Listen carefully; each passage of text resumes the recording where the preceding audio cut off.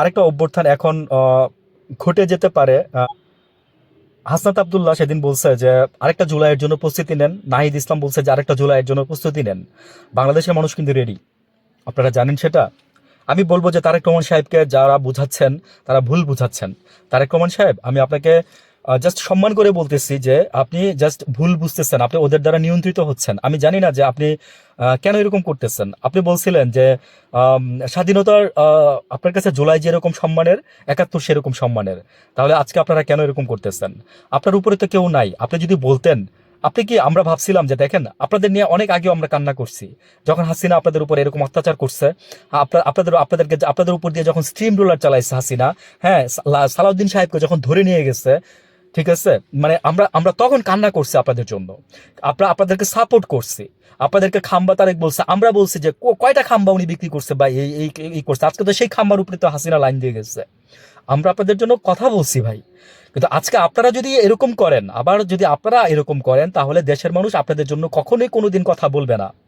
দেখেন, বঙ্গ মানে যখন মারা গেছে, হাসিনার বাবা যখন মারা গেছে, আমি নাম নাই নিলাম, ইচ্ছা করে না। কারণ হচ্ছে যে উনি যখন মারা গেছে আপনারা 9 জন মানুষ আসেন নাই, 7 জন মানুষ নাকি ওনারা মানে মাটি দিচ্ছেন।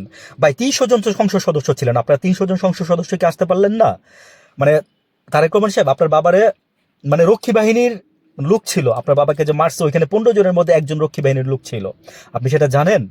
আপনারা হয়তো বা সবই জানেন। আজকে আমার বিশ্বাস আমি বিশ্বাস করি আজকে যদি খালেদা জিয়া বেঁচে থাকতো, আপনারা এই আত্মঘাতী সিদ্ধান্তগুলো নিতে দিত না।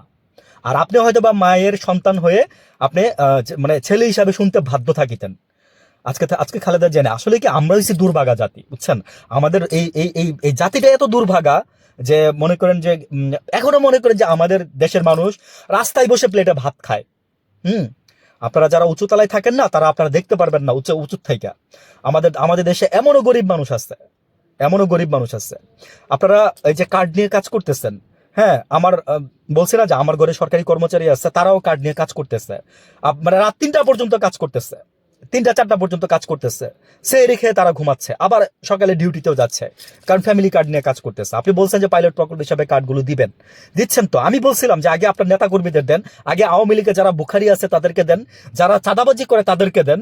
যদি তাহলে এই দেশ থেকে যদি চাঁদাবাজি কিছুটা কমে, তা ভাই 2,500 টাকা দিয়ে চাঁদাবাজি কমবে না। আর চাঁদাবাজি যার রক্তে মিশে আছে, তারা যদি পানিশমেন্ট না দিতে পারেন, তাহলে কোনোদিন এই দেশ থেকে চাঁদাবাজি যাবে না। ভালো থাকবেন। কথাগুলো সবার ভালোর জন্য বললাম। আসসালামু আলাইকুম।